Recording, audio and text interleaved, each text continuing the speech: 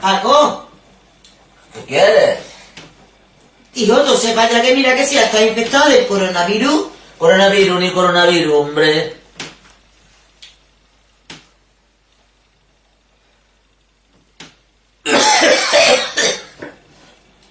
Paco, ¿quieres hacer el favor y no seas para allá? Samuel, ¿cómo te pones por nada? Hombre, por Dios. Ay.